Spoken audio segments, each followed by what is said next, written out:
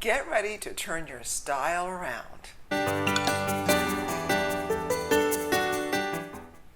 I'm Sheila. I'm a personal stylist, and I help women find the best styles to suit their personality, their coloring, and their body shape so they can dress well with ease. For the best style tips, hit the subscribe button and ring the bell, and you'll be notified every Tuesday when I upload a new video. Today I'm going to give you some style tips on how to elevate your style, or what I like to say, turn your style around. Before you start any journey, you need to know where you are so you can get to where you're going. And the same is true for style. So let's just start with your style. Either your style is elevating or your style is spiraling down. So let's find out where it is right now. Your style can be described as classic, casual, artistic, any of those kinds of words. So I'm going to ask you a question, and I want you to answer with the first thing that comes to your mind, because the first thing is always the correct answer. That question is, what is your style?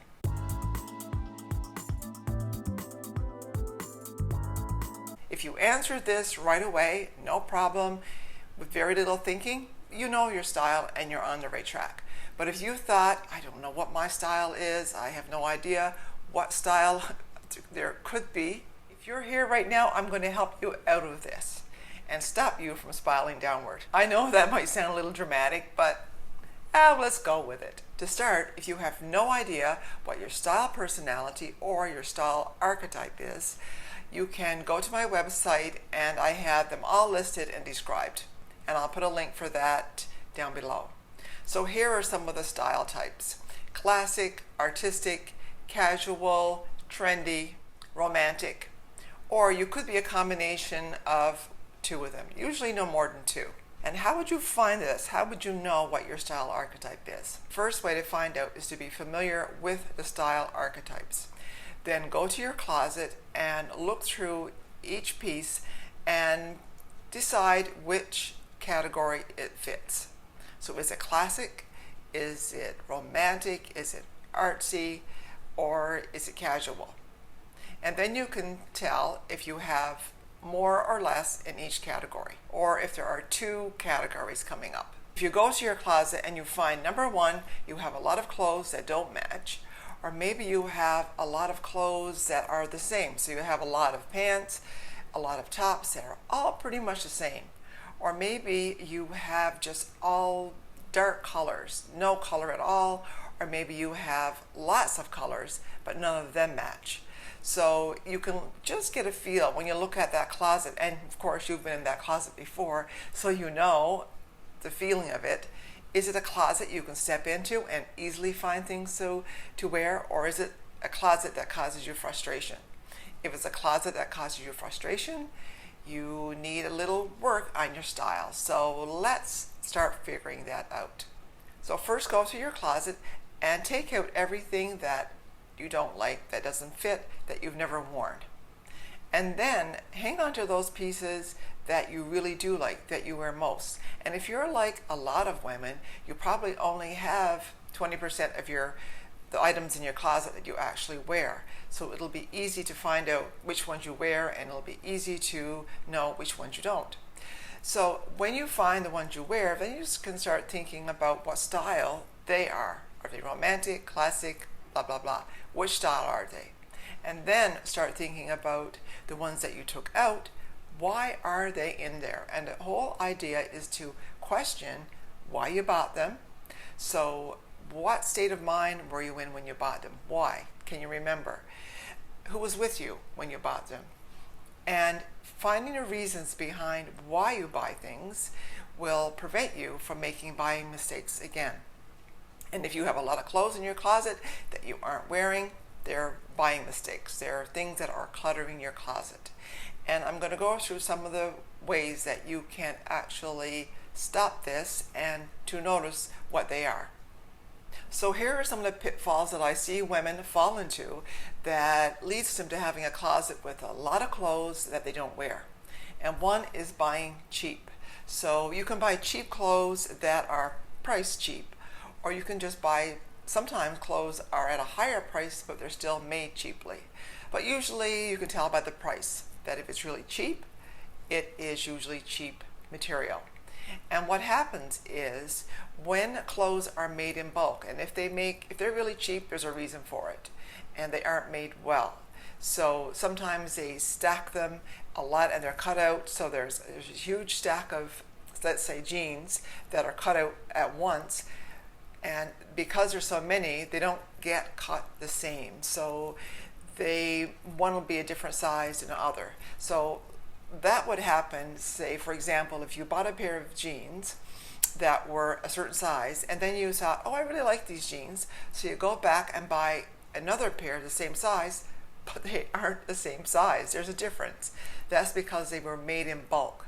And that when that happens, it throws the sizes off, and this is an indication that you've bought something cheap. So avoid buying cheap, and that will save you a lot of problems. When you buy good quality pieces that suit your style, that fit you well, you can keep them longer. And that means you wear them longer, so you get more wears for the amount of money you spent. So for example, you could buy something that's $500 and wear it for 2 or 3 years quite often, and it wouldn't cost you as much as if you bought something that you only wore 2 or 3 times, or bought a lot of things that you only wore 2 or 3 times. And this is what causes closets to be full. When it doesn't cost much, it appears that you're getting a lower price, so you buy more, but you don't really end up you're paying a lot because you're buying stuff that you don't wear. If you buy a lot of clothes and you don't really put a lot of thought into it, or you buy it because somebody else wants you to buy it, or for any reason, because it's trendy, or it could be any reason. But if there isn't organization to it, and if you don't know why you're buying it, and you don't have a plan for it, you end up with closet frustration. This doesn't mean that you can't have a lot of clothes and still be well dressed, because if you know your style and you're buying the right things and you know how to put them together, it's all great. And it's really nice to have lots to choose from. When you have a lot of clothes and you have them organized, then you can dress easily. And the whole intent is to be able to dress easily and to love what you wear. If all of this seems too overwhelming for you, I have a course that will be starting in April that I'm creating now. It's going to be an online course that's self-directed, but also you'll get help from me. So it's called Creating Your Signature Style, and you'll work with me in a group situation. So you'll get your questions answered, and you'll be guided all the way through. If this is something that you're interested in and you'd like to get information when it starts, just send me an email, and I'll put my email in the description box below, and I will put you on the list. So your first step was to get your closet organized. The second step was to find your style personality. So now you know your style personality. The next step to get yourself to that elevated style is to create a wardrobe capsule.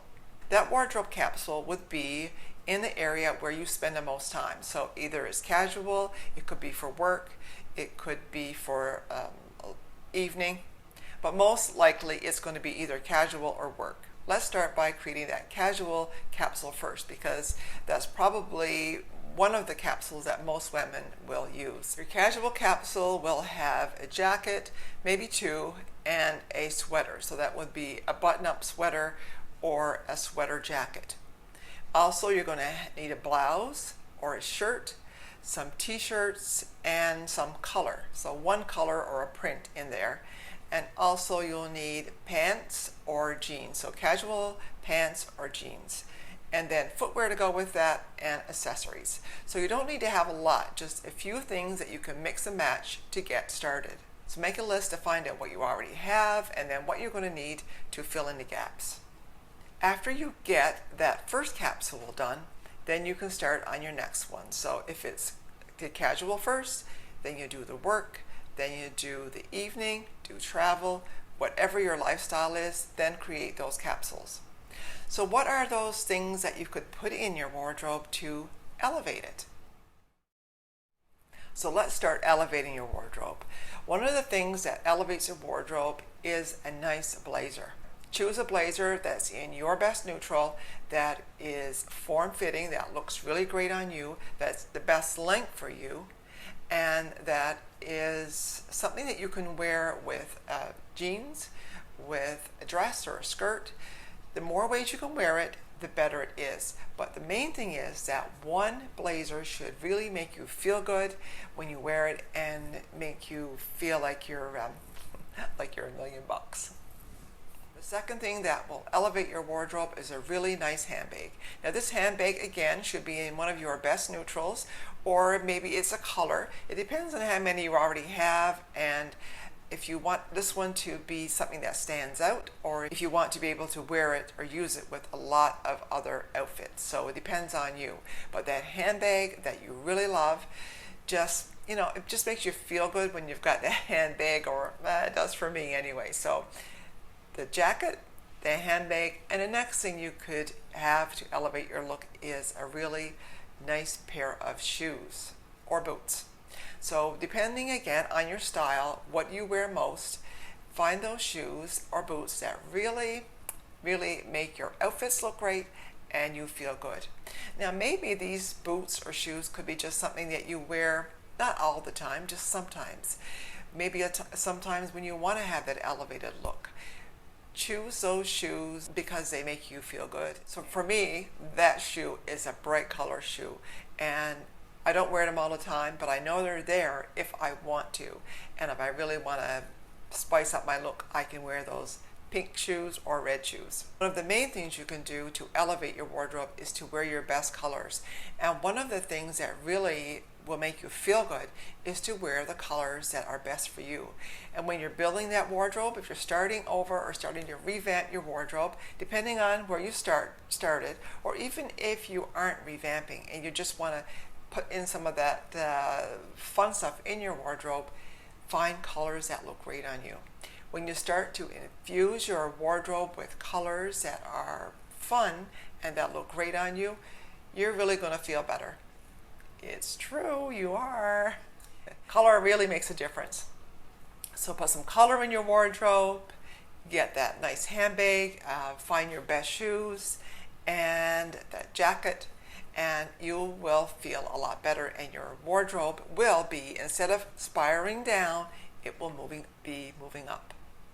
So now let me show you what I'm wearing today.